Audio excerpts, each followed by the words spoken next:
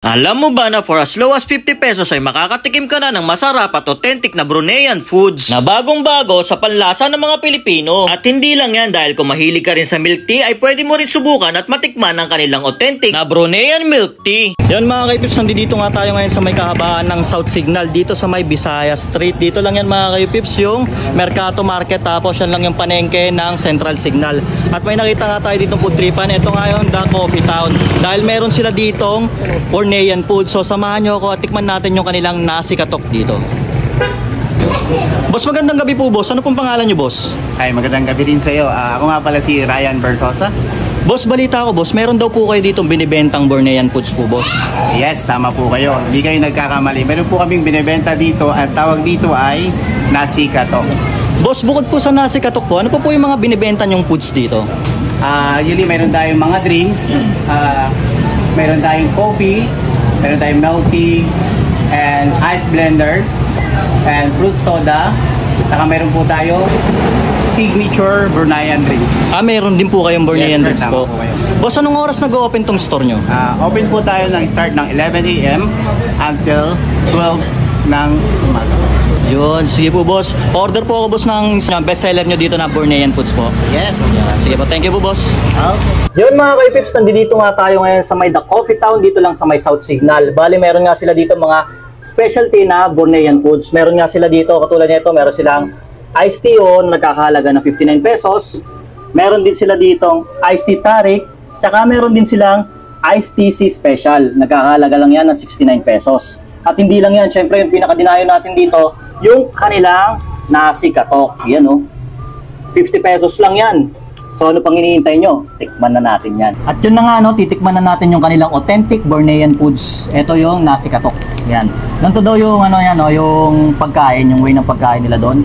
Tuwaka mo muna syempre bago mo ibaba. Kasi baka biglang tumalon, buhay pa pala yung manok. Yan, ganyan. Tapos, yan, i-mash mo siya. Halo mo yung sauce niya. Tapos, yan, halo-halo lang. Pag na-mix mo na, saka mo tikman. Siyempre, tikman natin yung kanin lang muna. Kasi meron naman tong sauce, no? Yan. Tikman natin.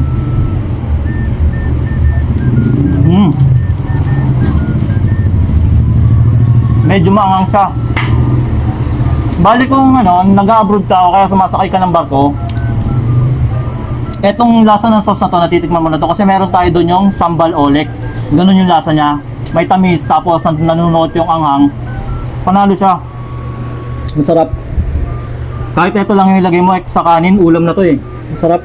Mapaparami ka talaga ng kanin dito. Isa pa.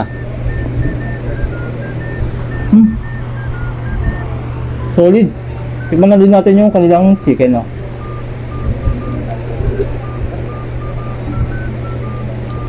Oh. Ang sarap niya sa chicken. Yung chicken nila dito, medyo may flavor siya ng turmeric. Tama kasi kung katulad ko napunta ako sa Malaysia, ganito talaga sa kanila, no? Ganito yung mga foods nila. Meron silang turmeric, tapos meron silang mga spices pa na dinadagdag. Kaya yung chicken nila, ayan, tignan mo.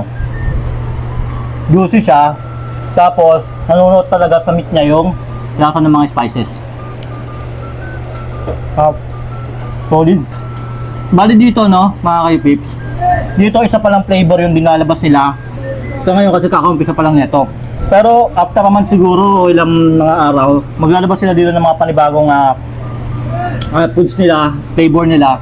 Pero ito pa lang talaga. Pag natingnan mo to, maninibago ka dito kasi unang-una bago sa panlasa ng Pinoy dahil hindi galing sa atin to.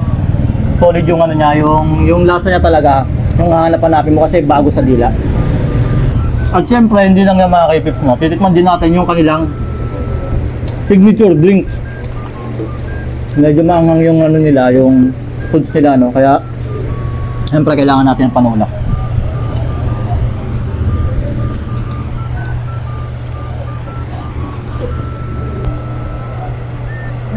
May sweet din kayo dito Yes, sweet. Solid din tong solid tong iced tea nila. 59 pesos, lasang-lasa mo yung tea. Tapos refreshing talaga. Bale, open nga pala sila dito ng 11 AM to 12 midnight.